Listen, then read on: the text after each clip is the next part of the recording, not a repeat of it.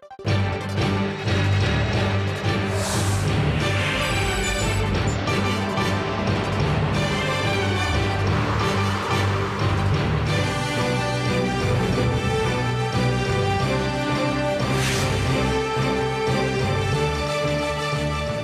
6 p.m. on Friday here in Korea. Thanks for tuning in. I'm Hwang Ji-hye. And these are the top stories we're following at this hour.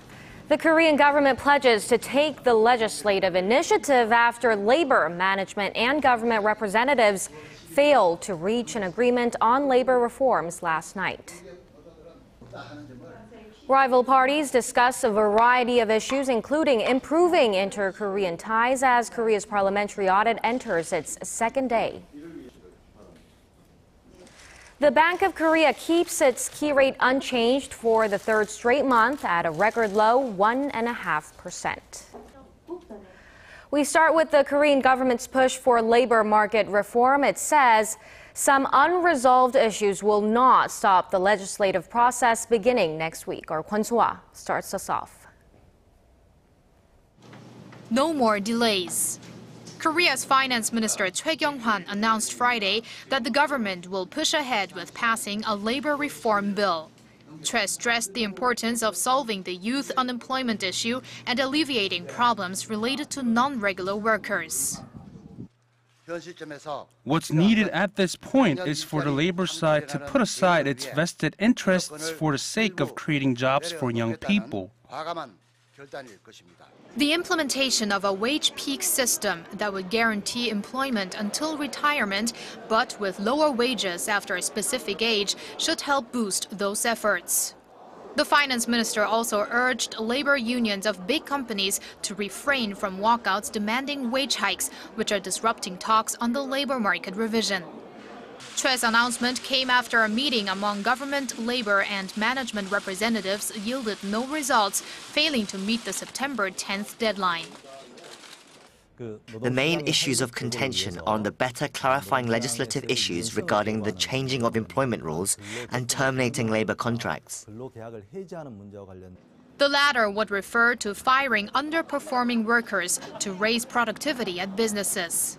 The committee decided on continuing discussion Saturday, but the government claims further delays could make it difficult for the law to be passed this year.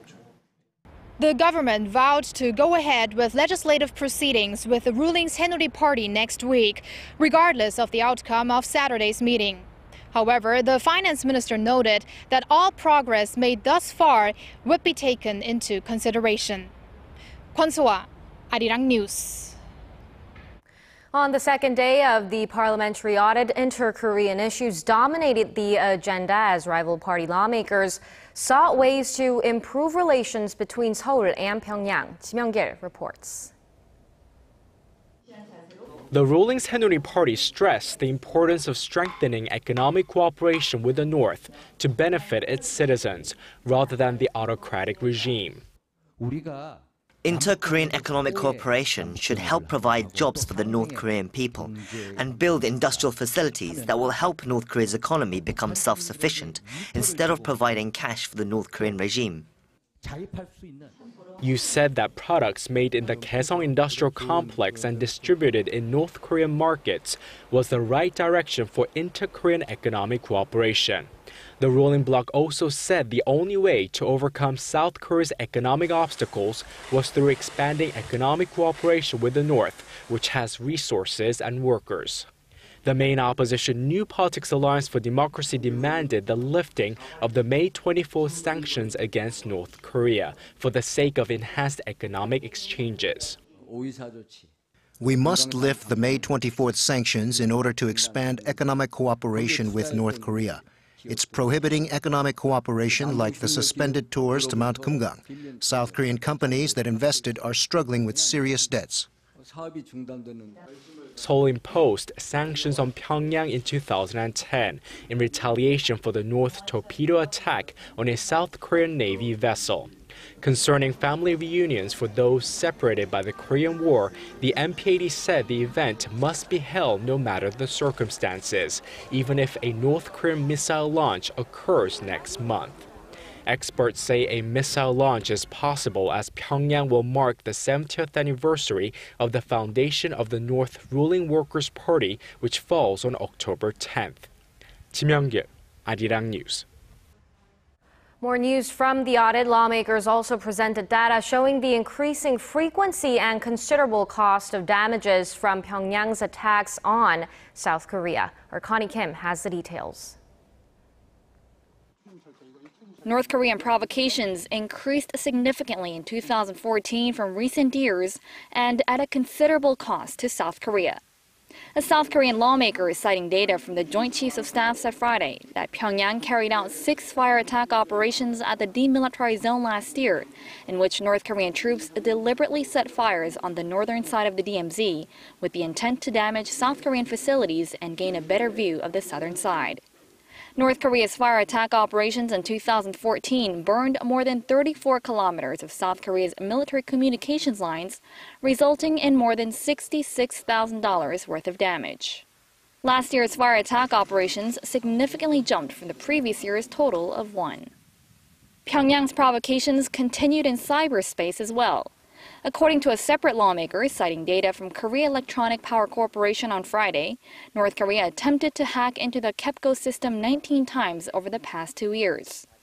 The data points out Pyongyang failed to disrupt the network 11 times in 2013 and 8 times last year after failing to breach KEPCO's firewall. The lawmaker also called for strengthened cybersecurity measures, recalling last year's nuclear power plant hacking by North Korea. South Korea concluded that Pyongyang was behind the cyber attacks on a nuclear power plant operator, threatening to release more than 100,000 pages of data on the nation's nuclear power plants. Connie Kim, Arirang News. South Korea's chief nuclear envoy Hwang Jung-guk will be in Washington next week for talks with his U.S. counterpart Sung Kim.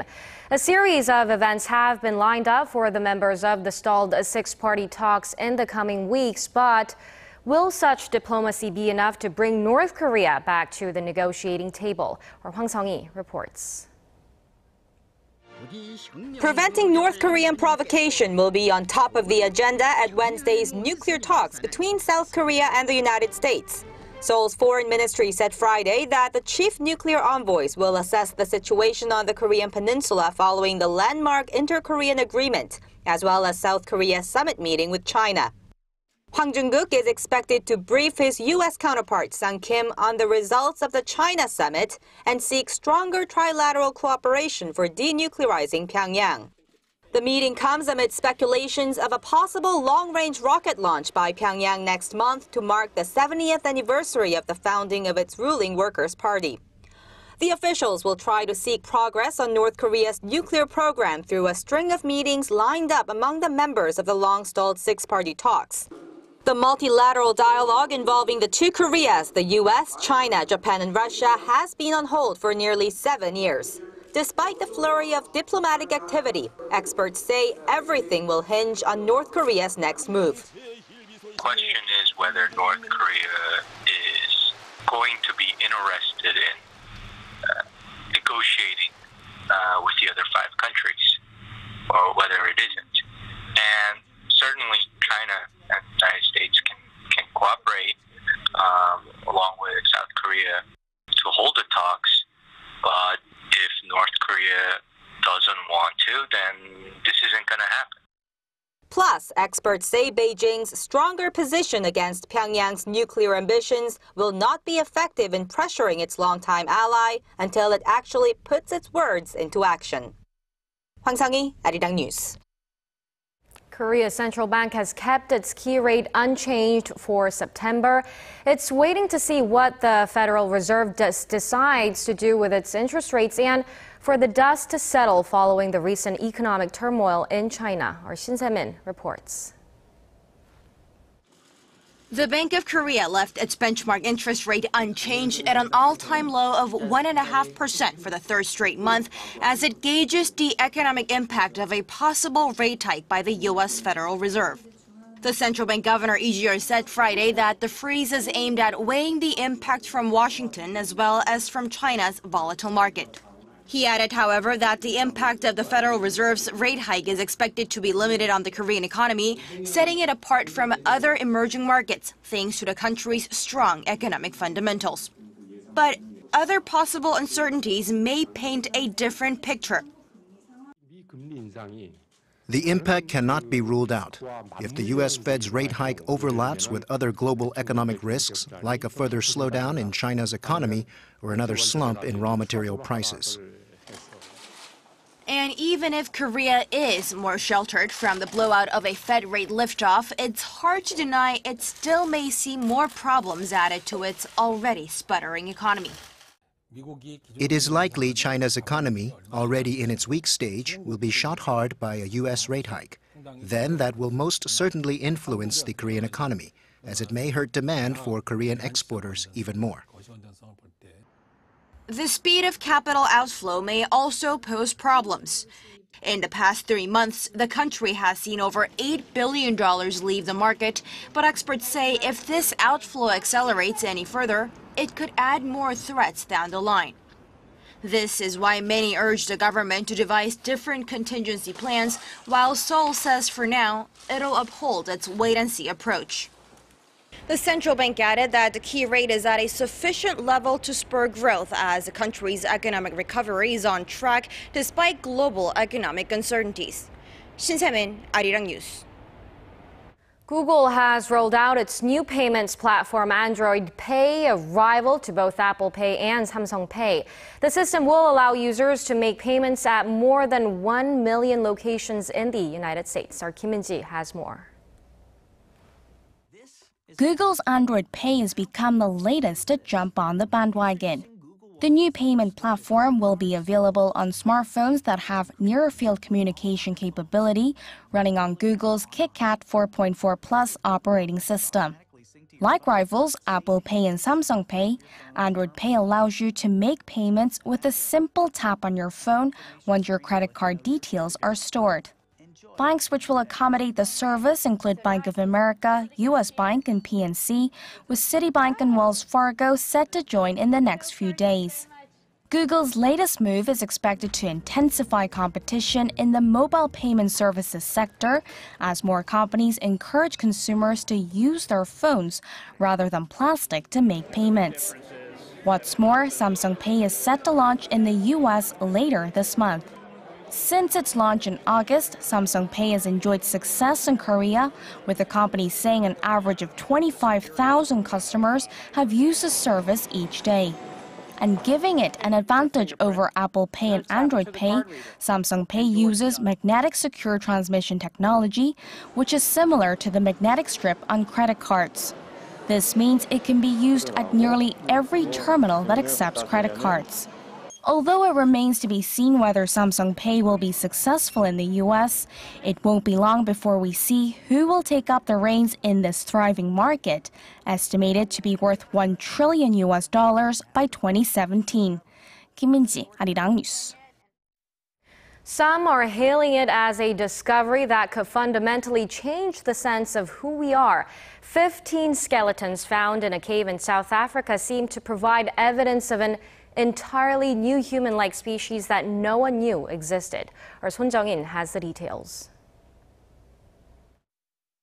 In September of 2013, in a cave 50 kilometers northwest of Johannesburg in South Africa, scientists found the single largest set of fossilized bones of an ancient human species discovered on the continent to date. 2 years later, on Thursday, they revealed what they found after piecing together more than 1,500 fossil elements. Although its exact age is unknown, many presume it could be as much as 2.5 million years old. The researchers named the creature Homo naledi, meaning star, in honor of the rising star cave where it was found. We've discovered a new species of hominid within our own genus, the genus Homo. We've called it Homo naledi. It's a remarkable species like nothing we've ever seen before. The fact the fossils are believed to be from more than a dozen individuals has led paleoanthropologists to hypothesize that the ancient species buried its dead, a uniquely human trait. Their limbs, small teeth, and hands also seem to be well suited for making basic tools. Interestingly, they also have ape-like features, including their shoulders and a similar-sized brain as a gorilla. This startling combination of ancient ape and human-like features was entirely unknown until now, posing interesting questions for scientists. Researchers say they will continue digging for more answers to many questions about the new human species. The findings were reported in 2 papers published in the online journal eLife. 손정인, Arirang News.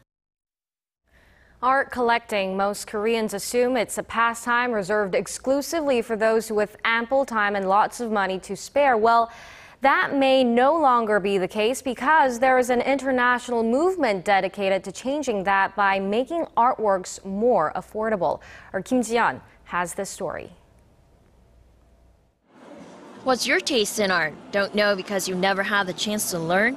Well, prospective buyers will have the opportunity to discover their taste by paying a visit to the affordable art fair in Seoul this weekend, with some 2,000 pieces of contemporary art on display. Visitors can apply for an hour-long free tour to help them navigate. And if you like what you see, the prices are listed right next to the artworks. That way you can avoid the awkward situation of asking for a price and realizing that it's out of your budget. Prices here start at $420 and go roughly up to $8,000. And although you might have set a budget and the time to look around, those who are still beginners in art-related matters, like me, would go through a hard time selecting a piece. So I asked the art fair director Kim Yu-hee to share some tips. I'd advise to eye some of the smaller pieces until you're confident of what you want to buy. It can take a trial and error period to not regret your purchases.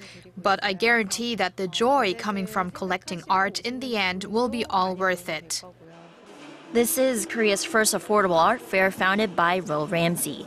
The event was first held in Britain in 1999 and has since been held in more than 15 cities around the world, including London, New York, and Hong Kong, with the aim of making art more accessible to the general public. Kim Ji-yeon, Arirang News.